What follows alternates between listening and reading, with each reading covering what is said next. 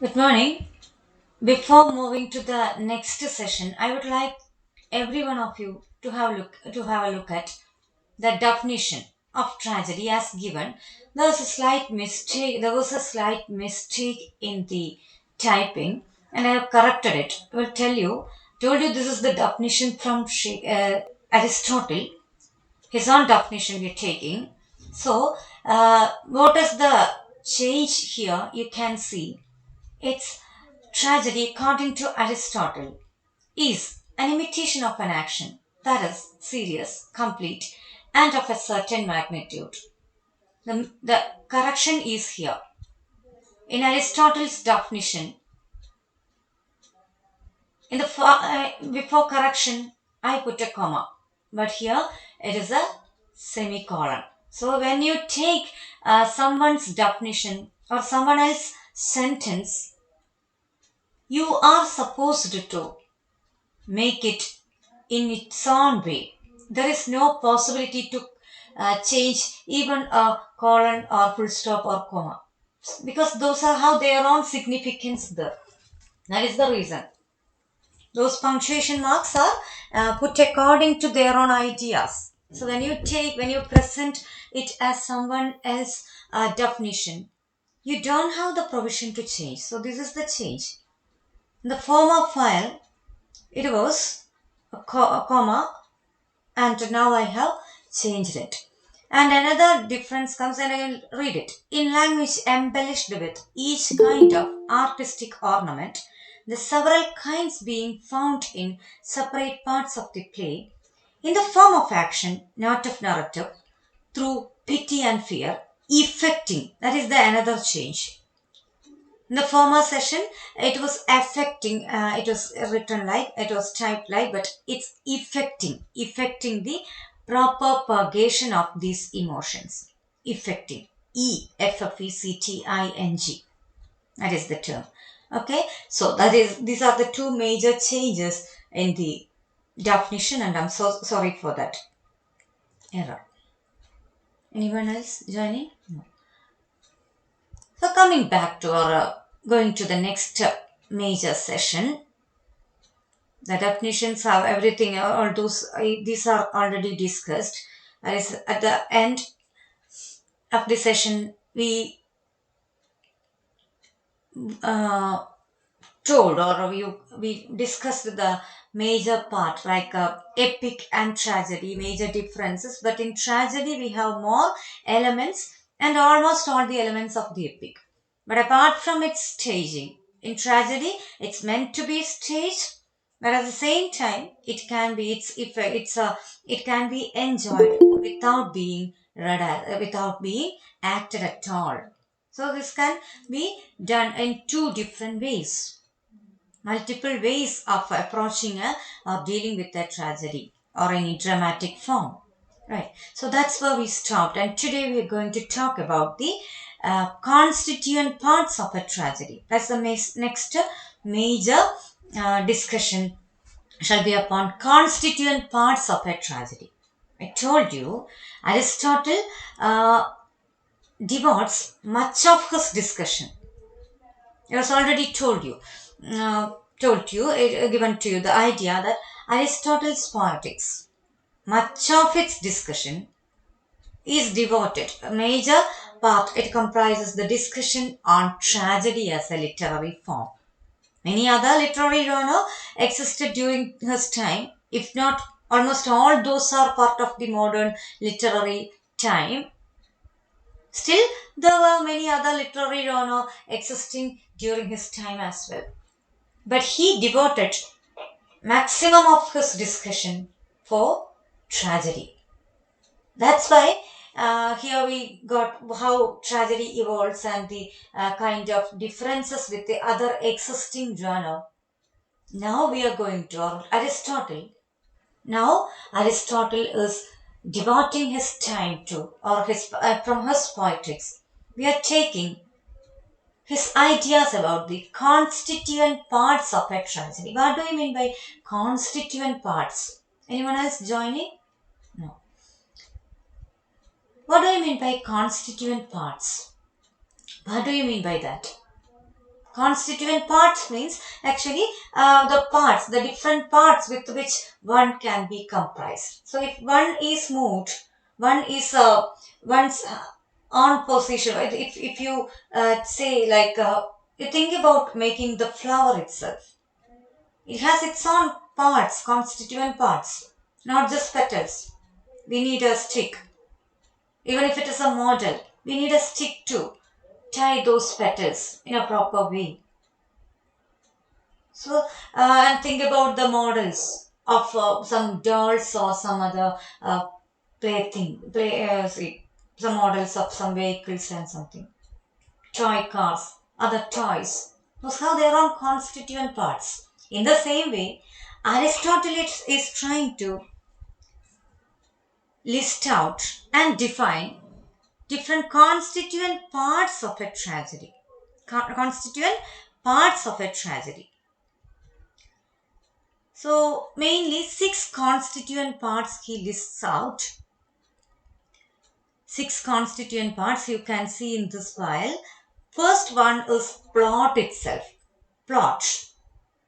Then character. Then thought. We will discuss each one in detail. Plot, character, thought. And he categorizes these three together under the object that it imitates or represents. Ultimately, any tragedy is about imitation. Even poetry he talks about as a form or as an art of imitation, imitating something. So then there is no doubt that plot, character, thought. Think about plot of something, plot of a tragedy. It is imitating. It is imitating something,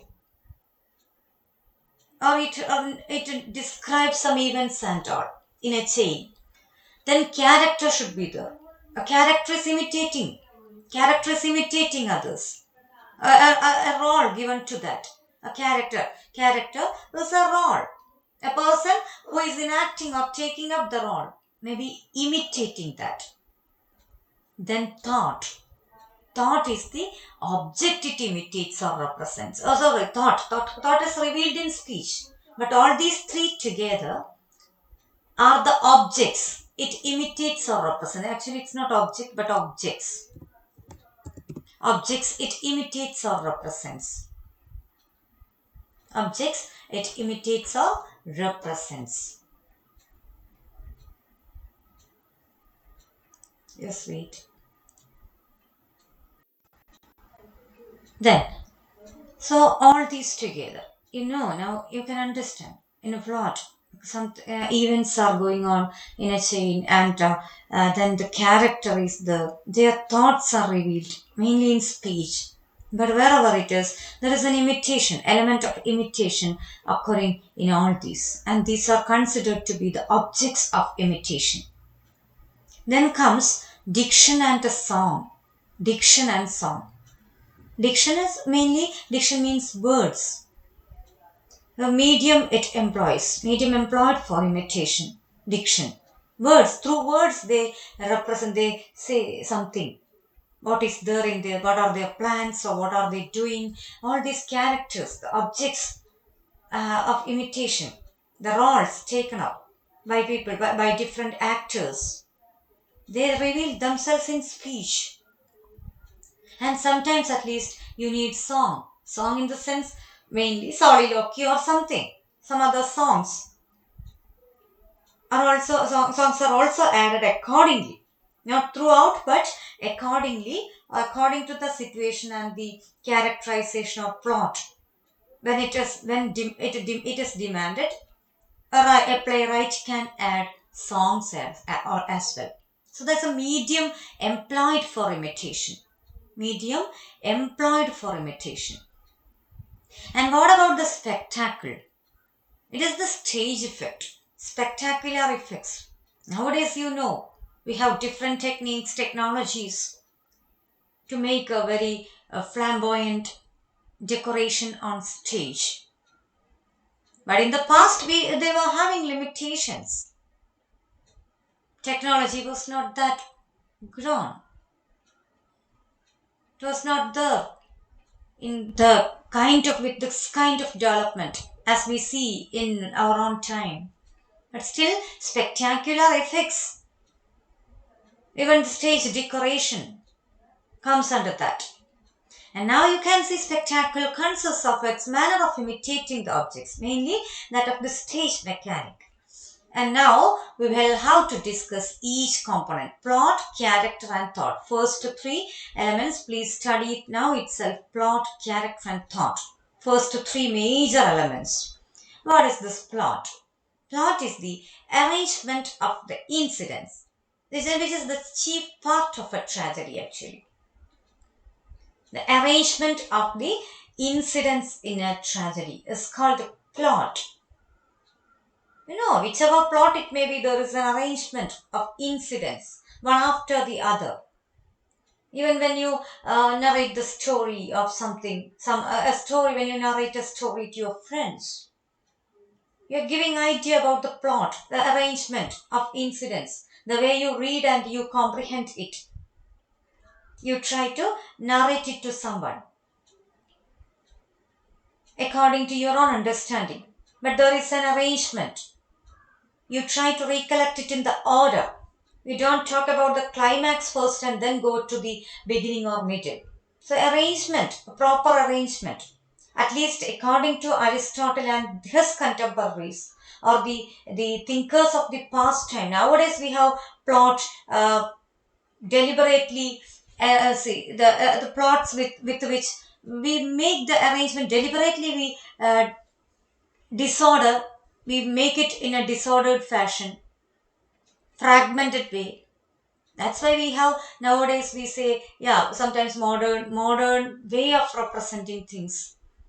When you see some visual representations of this time, you sometimes lost connection. Sometimes you feel what is happening there. Is it the end? You can't even accept that in that way because there is no arrangement as such. But Aristotle was very particular about making it in the arranged fashion. And it's a chief part of a tragedy. Without that, there is no action, there is no incident, and how it can be represented without its having a plot. Then, tragedy to imitate. Tragedy is actually to imitate men in action. Imitation is one of the major terms with Aristotle. Mimesis. Imitation. Okay, and know the character through their deeds and actions. Actually, we come to know the characters through their deeds and actions. In plot, character, thought, all these together.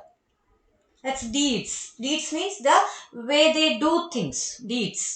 ചെയ്യുന്ന കാര്യങ്ങളാണ്. അപ്പോൾ അവിടെ എന്താ? Know the character through their deeds and actions. How do we know about a character? How do we declare that this character is good or the other one is bad? This is kind and the other one is cruel. Through their deeds and actions that we identify or comprehend that. Even if it is not on stage, think about the people around you.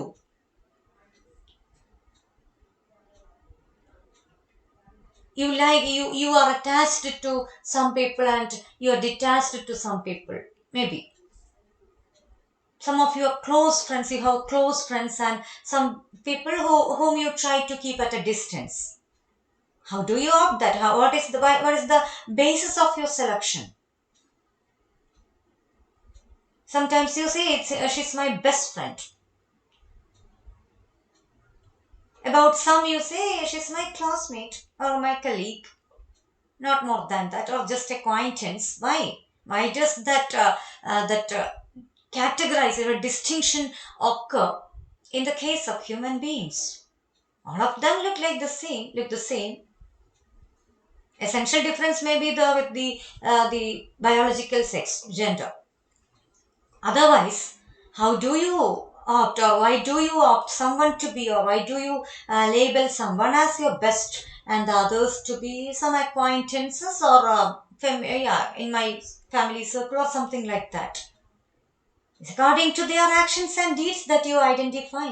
And the same way, we come to know about the characters through their actions and deeds. This happens with human beings and these characters, these roles once played by the actors or actresses. During the time of Aristotle, there is no question of actresses. Even the female roles might have been carried out by some men.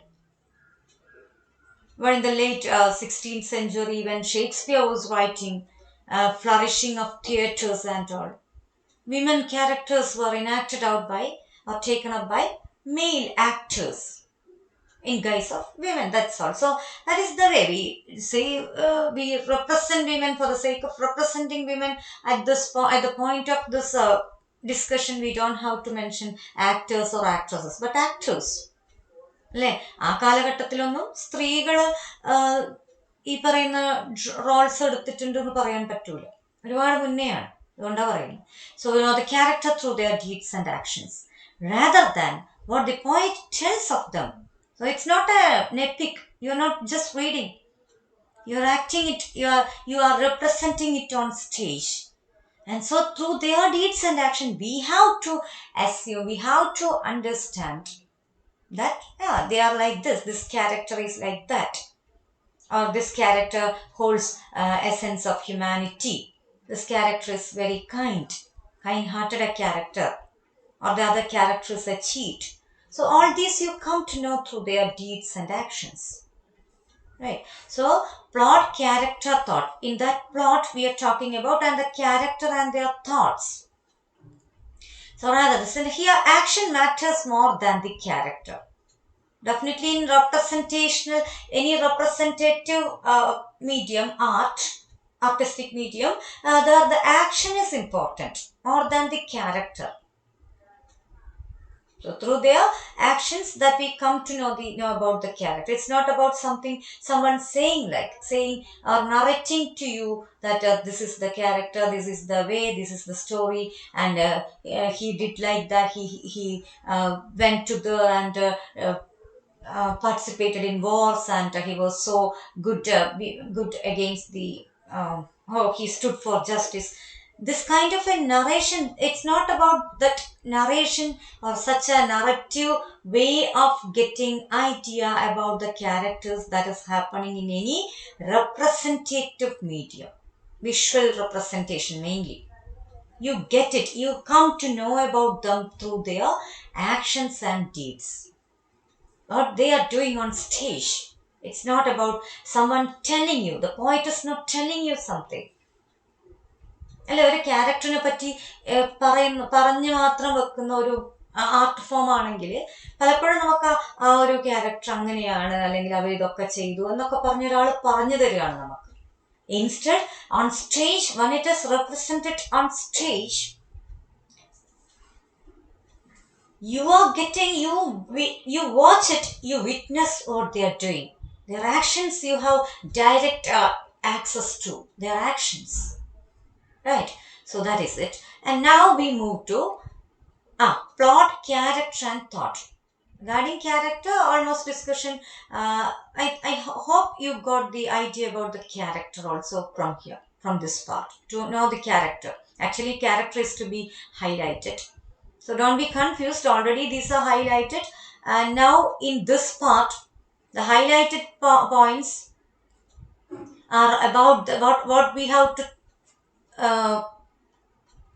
think about them or to understand about the major components plot. Regarding that, we have to look at this arrangement part. Arrangement of incidents is the major definition for that. Then character, plot, character. Next one is thought. What is meant by thought?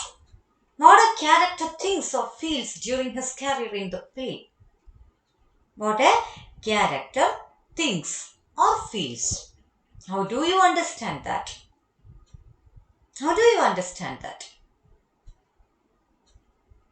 Mainly, those are revealed in speech itself. Otherwise, we don't know. Just think about a character just standing on the stage in the posture of thinking. Okay, you can understand that the person is thinking. But how do you know that? What is the plan that he or she makes? For that, actually, in during that time, it should revealed in speech.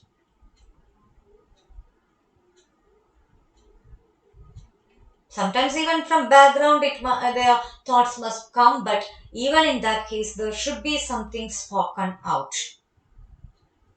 They may not be moving their lips. A thinking person, a person who is thinking very deep, may not be speaking, or may not be moving the lips. It's about coming something, or some ideas are there looming large in their mindset. So sometimes from background someone reads out for them. So different techniques can be taken. But anyway, there should be something should be spoken. Otherwise, the audience, they do not have access to what they're thinking. Please come back. Plot, character, thought. Plot, arrangement of incidents. Character, how they reveal themselves with their actions and deeds. And thought also. Plot, character, and thought. All these are objects of imitation. All these together comprise the objects of imitation. So thoughts are actually imitations of men's mental and emotional reactions to the circumstances. Imitations of men's mental and emotional reactions to the circumstances. Means what? They are thinking something. They have their own emotions. They are responding to some situations or the characters around them. So that their own emotional status, reactions to something is revealed in their thoughts, and through thoughts, the only way to represent the thoughts is to make them speak or to give them voice. And that may be mainly some reactions to the circumstances in the play. Right? Yes. Now, together, these three elements comprise White's objects of imitation in a tragedy. Together, these three elements comprise White's objects of imitation in a tragedy. Okay? So, White's object of imitation. Actually, he has an object for imitation, and these three elements together. So, here it should be object itself, object of imitation in a tragedy. Here, that's all. Now, to accomplish this imitation,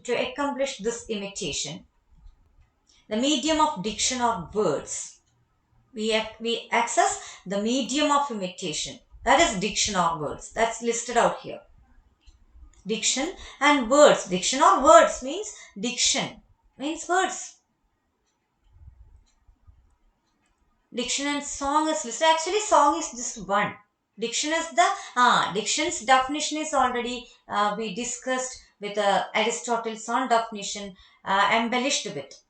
Description on diction is embellished with each kind of artistic ornament.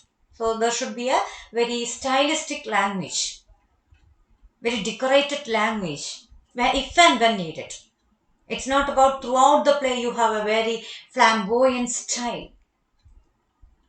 And a song is just one kind of diction, but arranged in a very different way. A very simple piece of conversation. It's not a song.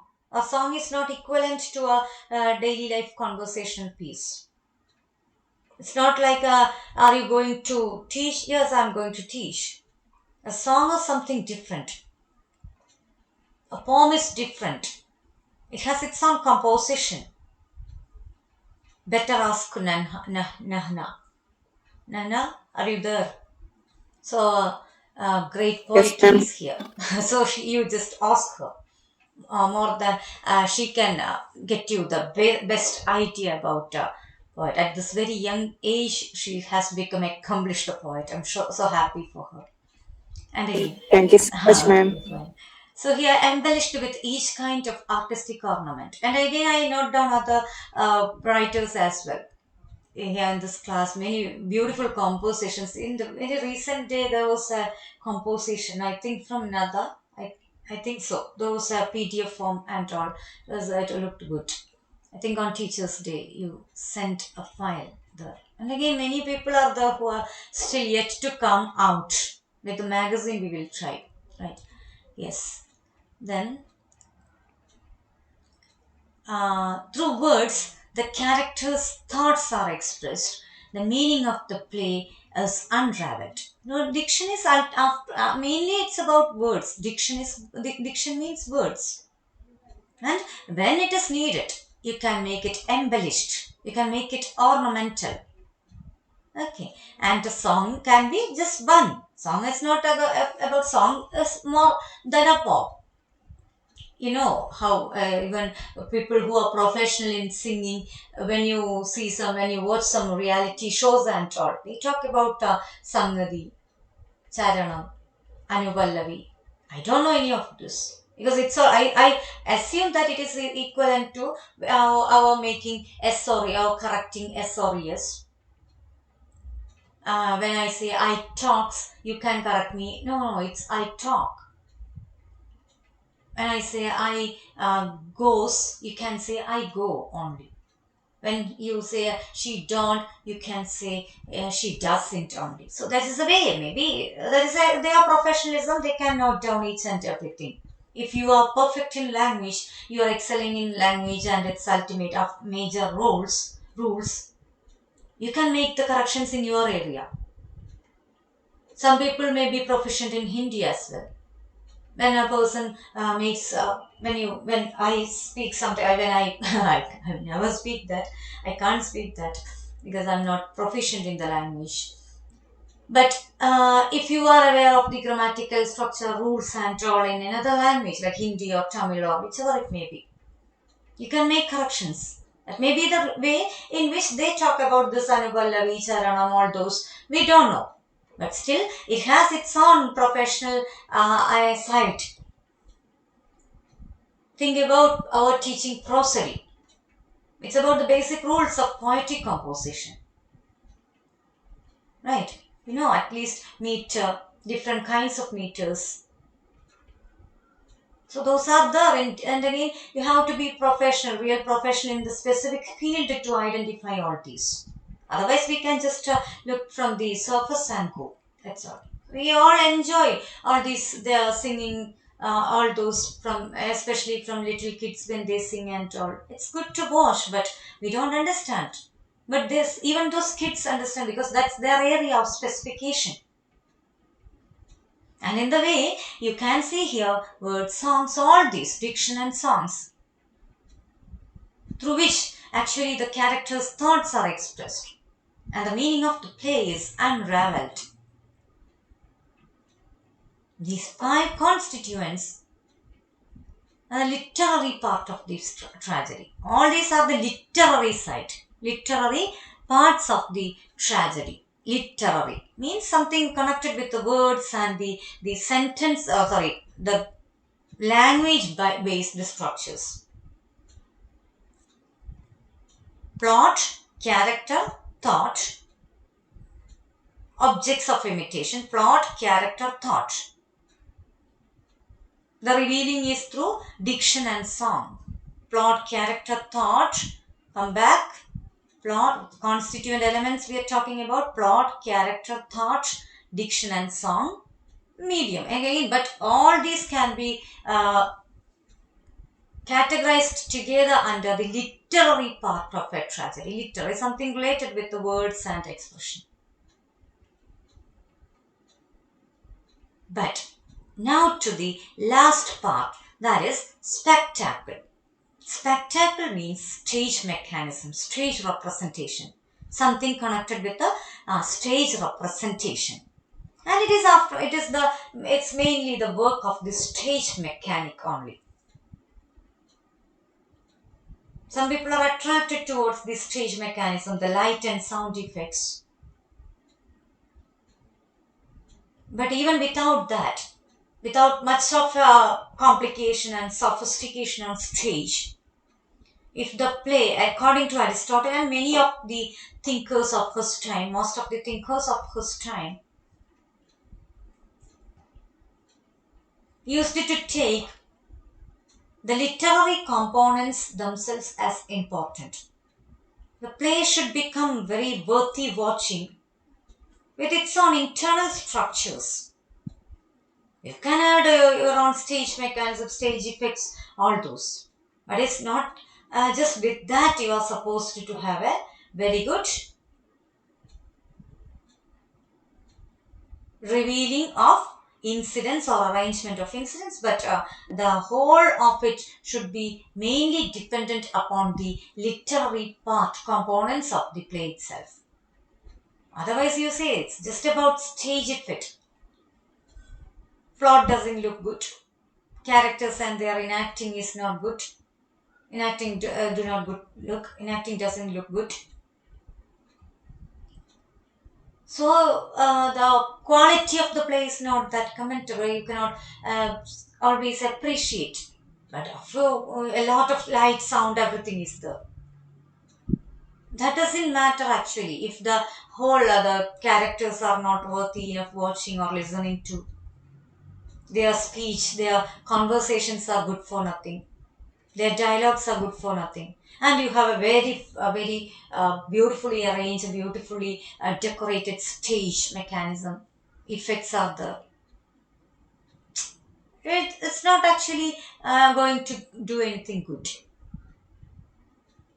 കലാമൂല്യം എന്ന് പറഞ്ഞൊരു term ഉണ്ട് അല്ലെങ്കിൽ ആ ഒരു idea think about that artistic value the value of the art wherever it may be, even if it is, it's not just during Aristotle's time. You don't have to sideline Aristotle or Plato as in that way.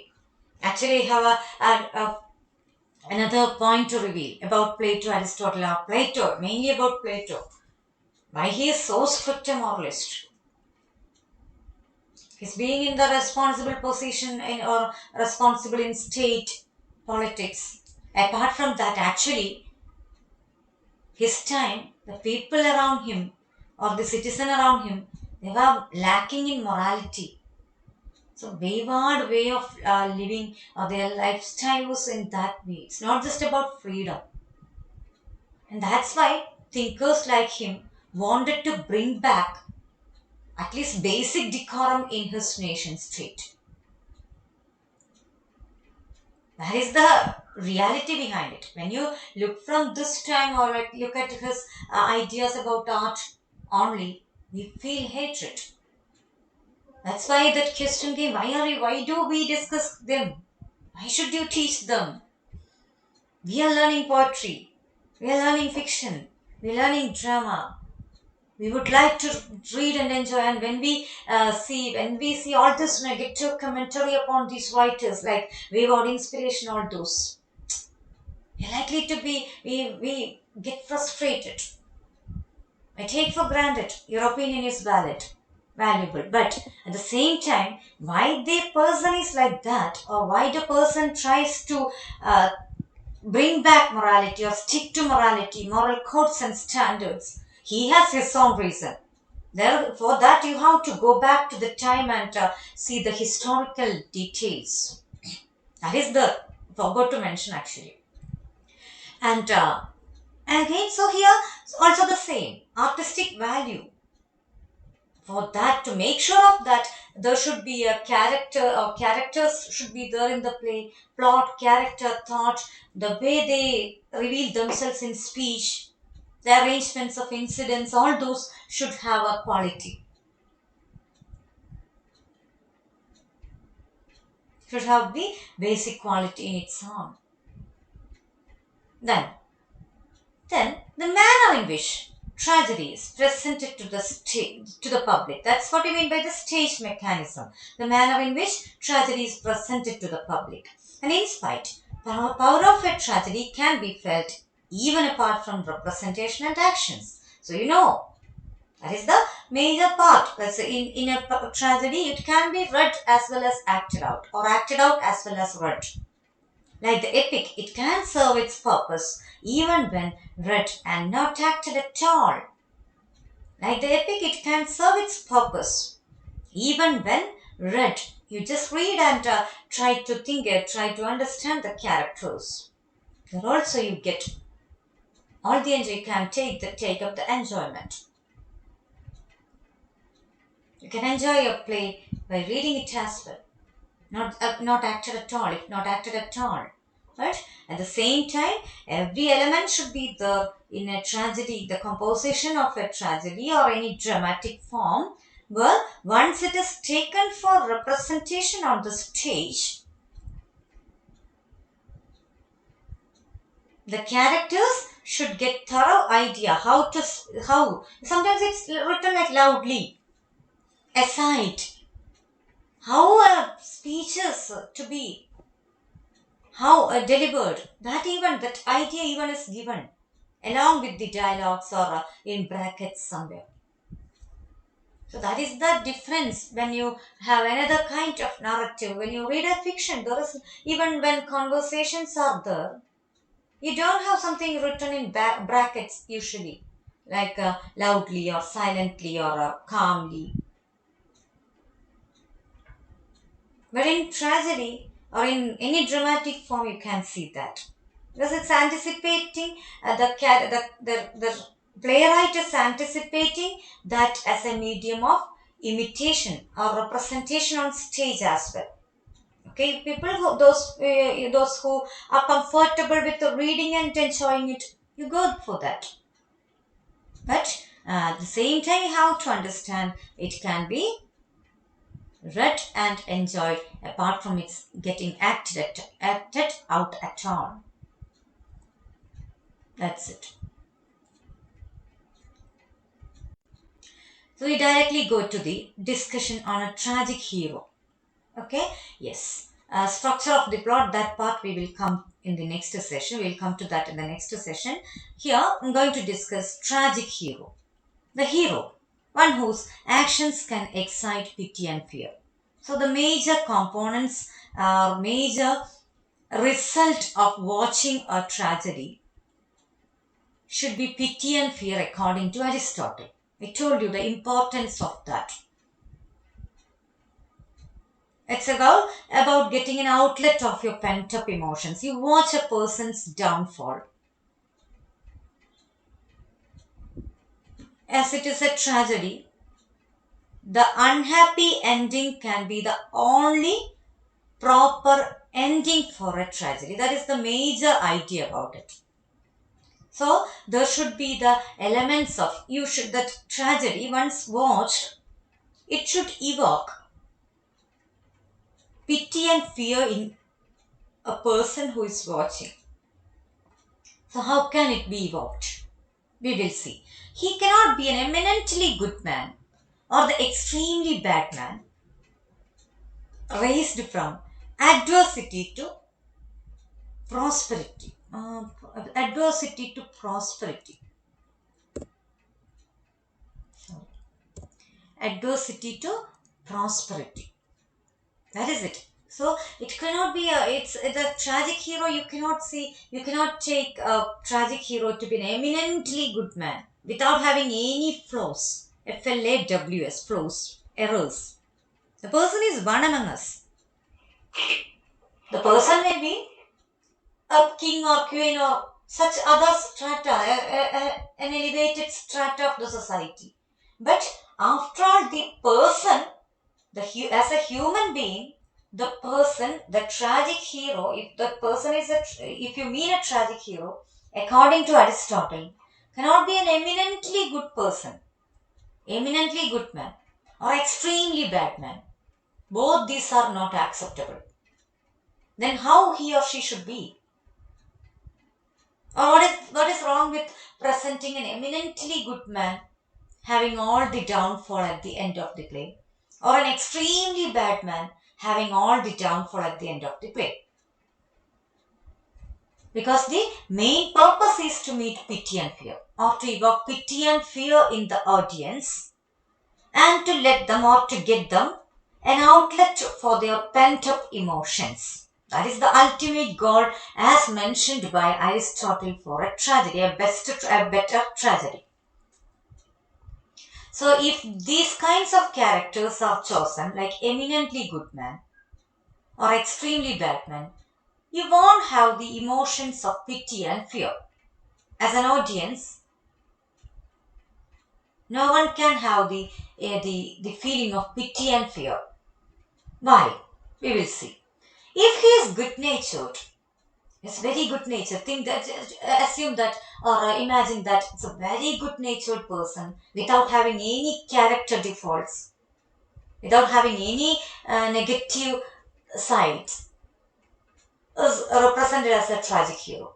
His undeserved sufferings will evoke feelings of shock or revolt at his misfortune. There is no pity and fear though. You're shocked at the misfortune, or you feel revolt at the misfortune. What kind of a fate it is? There is no pity and fear.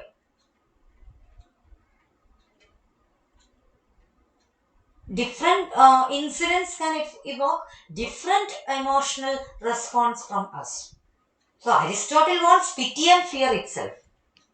ഇവിടെ അത്രയും good നേച്ചർഡ് ആയ ഒരാൾക്ക് at the end of the play, when some doom befalls, when he is destroyed, we don't feel pity and fear, but you're shocked at that. You can't accept at all. You revolt, you feel revolt. What kind of a world is this? Or such a feelings will come to you. So that it doesn't meet the purpose of a tragedy, true tragedy. Think about you are having an extremely bad man as the tragic hero. In that case, you think that his badness also will not help. You think that, you feel that, oof, he deserves it. What kind of a pity? What fear? He deserves it. So that is you feel like, okay, solace. It's a kind of solace. He deserves it. അങ്ങനെ തന്നെ അതാ നല്ലത്. അത് he deserves it അത് because already he is represented as very bad. So extremely good or extremely bad. Both these are not qualified as the feature for a tragic hero. So how a tragic hero should be? According to Aristotle, he should not be the tragic hero should neither be an utter villain, because his fall will be more of a matter of gratification. The same way, he deserves it. You're gratified, you're satisfied at the misfortune. Gratification. There is no pity and fear. They're arousing pity and fear in them. So you don't have a pity for that kind of a person who is an utter villain already. So that is not the choice made by Aristotle. Then, but actually, according to Aristotle, a character who is not eminently good and just, not that good and just, yet whose misfortune is brought about by some error or frailty. Told you, error of judgment. All these terms are the same: error of judgment, frailty, or hamartia, tragic flow, FLAW, tragic flow. And that leads to their destruction. Is not eminently good and just. Some defaults are there. It is a true tragic hero according to Aristotelian concept. The person may not be eminently good and just. But the person's misfortune is brought about by some error of judgment.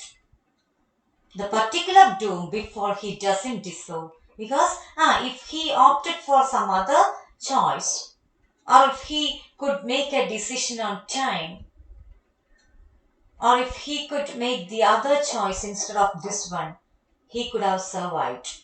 In that part, at that instinct, at that juncture, you feel pity and fear. Because you feel the person to be one among you, one among us. We feel that, not eminently good and just. Every normal human being is like that. So they are a mixture of every kind of human emotion. Otherwise, you should be some saints or someone. No, everyone is the same. Sometimes your anger, obstinacy, all those elements are there in different proportions. Different measurement may change. Blood pressure, blood sugar, all those are different in different people. But there is a normality level as well. That's about bodily fluids and features in modern science and all. I just mentioned that to say the elements such as anger, fear, joy, tension, love, compassion, any whatnot, all those possible human characteristics and traits are there in everyone, irrespective of your being a king or queen or minister or a layman, common citizen. So you want such kind of a tragic hero who's one among you. Even when the person is a king or queen or someone who is more than what we are, we share some features like this. എല്ലാവർക്കും ഉള്ള കുറേ characteristics ഉള്ള ഒരാൾ, അവരുടെ dome, അവരുടെ ഒരു തരത്തിലുള്ള downfall ആണ് ഒരു ട്രാജിക് ഹീറോ ആയിട്ട് കറക്റ്റ് ആയിട്ട് വേണ്ടത്. അത് according to Aristotelian concept, that kind of a hero is the only true tragic hero. Okay, and you feel for them because their error of judgment leads to their doom. His misfortune excites pity because it is not out of all proportion to his error of judgment and his overall goodness. It is out of all, actually it's out of proportion to his error of judgment. Because of the error of judgment that he faces the destruction, ultimate destruction at the end of the play. And his overall goodness excites fear for his doom. Overall goodness. At the same time, he is, when you look from outside, overall, when you look, yeah, at least adjustable a character also. Not completely bad, not extremely bad, not eminently good, but good in one sense. There is an overall goodness that will evoke fear for his doom. So you feel pity for the misfortune just because of some error of judgment, he fails. If there is there might have been another choice or other choices, but the person opts for the one that leads to his destruction. And that's what I mean by error of judgment. And in the past, when playwrights were composing plays according to or sticking to all these rules, they were very particular about adding some error of judgment in their characters. If you take Shakespearean tragic heroes, whom you may be familiar with, each one can be defined with their own, you can list out Hamertia for each tragic hero. I will tell you 2 or 3 and 2 will get you some examples and you have to find out others as well. In the case of Hamlet, it's procrastination. What do you mean by procrastination? It's delaying. He is supposed to take revenge for the royal murder. The murder of his father. His own uncle, I told you, gave you the basic plot line in the last session. So you know, his father was killed and the ghost Hamlet comes and informs this Prince Hamlet about the cheating or the cruelty imposed upon him. So this Prince Hamlet is supposed to take revenge and he gets a lot of chances to take revenge on Uncle Claudius.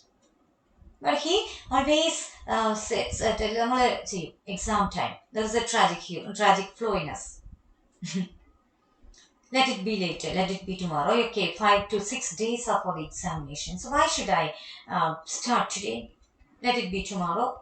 And tomorrow you say like, okay, still 3 or 4 days are there. And if I start over tonight, I may forget it. So let it be on next day. So this is the way you procrastinate things, you delay things.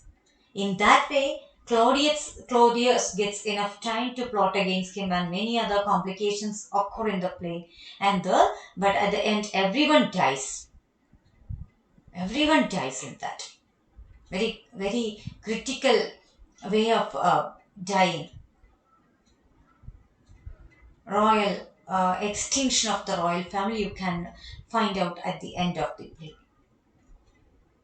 Think about